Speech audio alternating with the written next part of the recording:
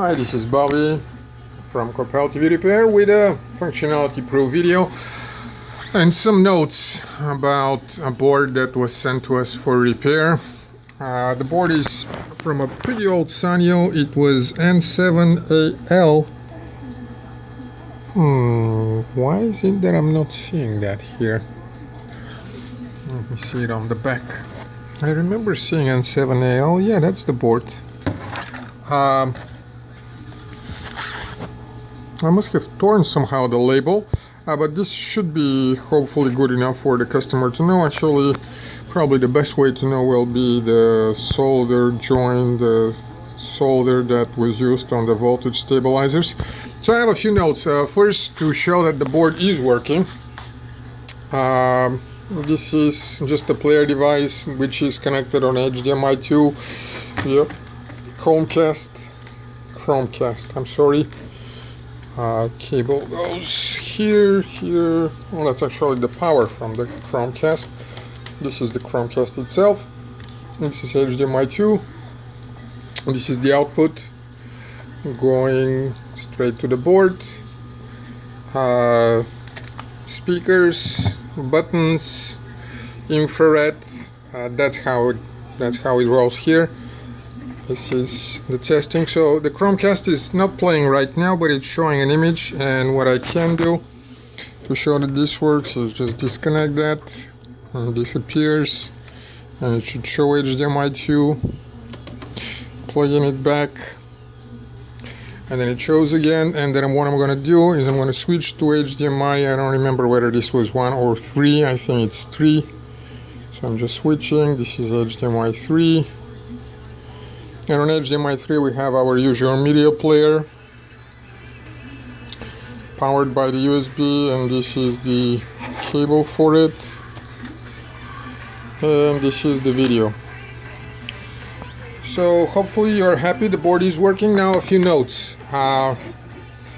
First, it's a pretty old board. And because we're gonna slam you with a price here, and I'm sorry, but we have to. The board was worked.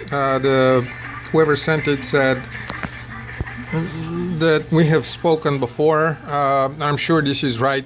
Unfortunately, I don't remember. But because I usually follow the same logic and rules, I just trust on what the customer has written in a note saying that we've spoken before. We'll take a look. They've ordered a repair kit from Shop Jimmy, and they have replaced a bunch of parts, including bunch of capacitors and a voltage stabilizer. You can see usually on the solder joints what was replaced. Let me see real quick. Yeah, here this is replaced capacitors. The EEPROM was replaced.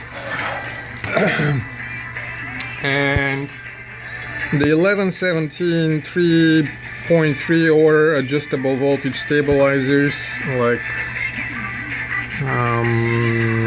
this one here was replaced, and a few others. The audio IC was replaced. A diode has fallen. We replaced that whole Sanyo board with a external DC to DC converter, which is rock solid and it's not gonna budge. That voltage stabilizer here was also replaced, and it looks pretty messy, but they were replaced. Messy but functional. My first note that I want to say is this, guys. Shop Jimmy is selling you that EEPROM. I'm just assuming, I have no idea whether they includes that, but it should. That EEPROM and a bunch of other parts that never ever fail on those boards, and you're paying say 20 bucks for one EEPROM which fails, and a bunch of other parts that never ever fail. However, that board, after replacing the EEPROM and the other parts that weren't bad, I'm ready to bet my head on that, did not work. And the reason it did not work is that the second most commonly failing part on that board is the HDMI selector, which we had to replace. This one.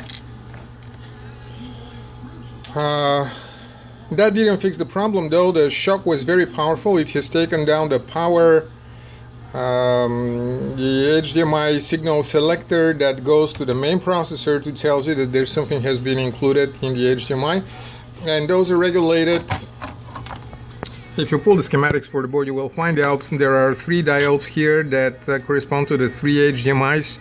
They have common cathodes, and the anode comes from the HDMI power, so when this gets high, the signal gets to the other side and goes back to a switching transistor, which is missing here. I simply took it from a board that I use for parts as opposed to looking it up and using a substitute.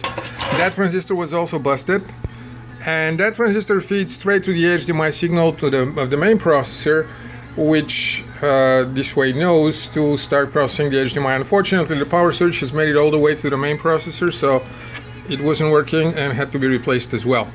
I have a bunch of brand new ones. We did not have to use a substitute. A good repair kit for that board would be a combination of the EEPROM and an HDMI selector IC. Very rarely I have seen the transistor for the output, the power regulating transistor, this one, the small one with 6 pins, for the LVDS, for the frame rate converter also fail. I have never seen bad competitor. Oh, of course, the power IC. Our solution again has always been to use a DC-DC external, and this way you just forget about it. Sanyo has a different solution, but this is really hard for people to replace. They replace the IC and put a support center diode.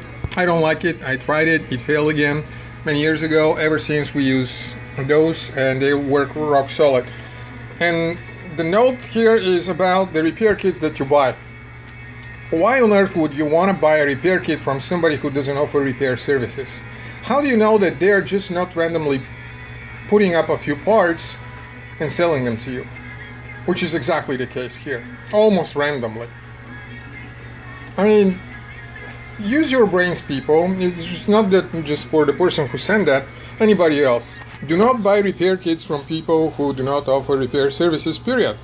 They scout for information, they read service bulletins, they read online websites, and they just take advantage of it. They cannot answer specific questions, they don't know stuff. Now, the people who do provide repair services do not have a very high motivation to make repair kits. We do not offer many repair kits that we could be offering, but it's still worse, in my opinion, to be buying something from someone that just doesn't know how to repair the board in the first place. The other note that I wanted to make, well, this is the one what had to be replaced on that board, and about the repair kits. Everything is worked out now. Time-wise, this was pretty extensive to go and take care of all that, but it's still working, and I hope the customer will be happy. Thank you for your time, and best of luck. Watch out, what are you buying?